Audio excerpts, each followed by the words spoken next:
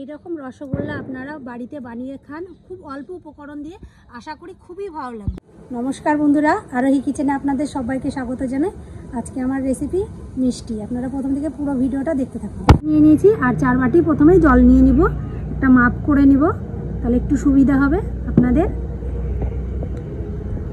জলটাকে ধরিয়ে কড়াইটা বসিয়ে নিয়েছি, কড়াইয়ের মধ্যে দিয়ে দিলাম 1 বাটি জল। আমি 4 বাটি জল দেবো, 2 বাটি, 3 বাটি, 4 বাটি জল। এবার খুব ভালো করে আমি ফুটিয়ে নিব। এর মধ্যে আমি ওই বাটিরই মাপ করে নিয়েছি 1 বাটি চিনি, দিয়ে দেবো চিনি। ভালো করে চিনি জলটাকে মিশিয়ে নিব আর ভালো মতো ফুটিয়ে নেব। ছানাটাকে একটু জল ঝরিয়ে নিয়েছি 10 মিনিট মতো। এবার আমি মেখে নেব খুব ভালো করে।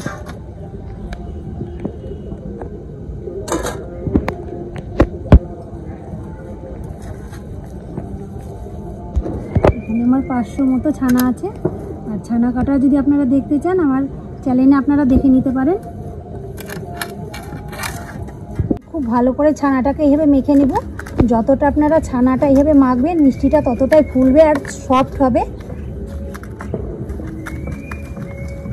চামচ মতো আমি ময়দা নিয়ে নিয়েছি, আর আপনারা চাইলে হাফ চামচও দিতে পারেন, কিন্তু বেশি দেবেন না, তাহলে শক্ত হয়ে যাবে মিষ্টিটা।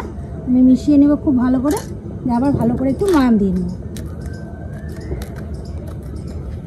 ছানাটাকে আমি খুব ভালো করে মেখে নিয়েছি, পুরো মুলাম হয়ে গেছে একবারে। আপনারা দেখে বুঝতে পারছেন যে আমি কি রকম করেছি। এইভাবে ছানাটাকে মাখতে হবে।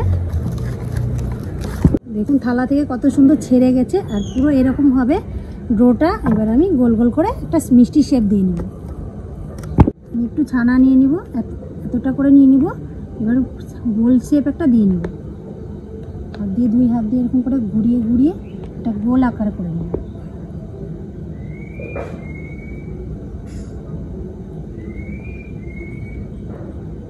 এরকম শেপ করবো একটা করে মিষ্টি। আর এদিকে চিনি জলটা ফুটে উঠেছে, আমি শিরার মধ্যে দিয়ে দেবো মিষ্টি।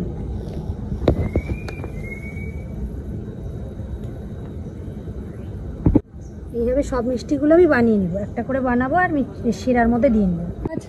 রেখেছিলাম, এবার একটু খুলে দেখাচ্ছি আপনাদেরকে যে মিষ্টিটা কীরকম হয়েছে।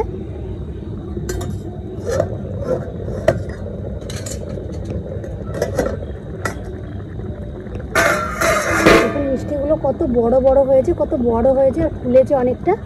এবার আমি নামিয়ে দেবো। মিষ্টিটা পুরো তৈরি, বানানো হয়ে গেছে। এবার আমি বাটিতে তুলে নিব।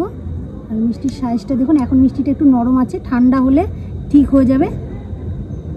একটা একটা করে বাটিতে তুলে নেব।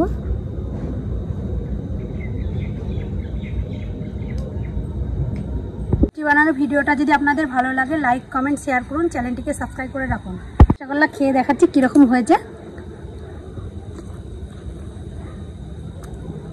একবারে নরম, স্পঞ্জের মতন, আর খেতেও দারুণ হয়েছে।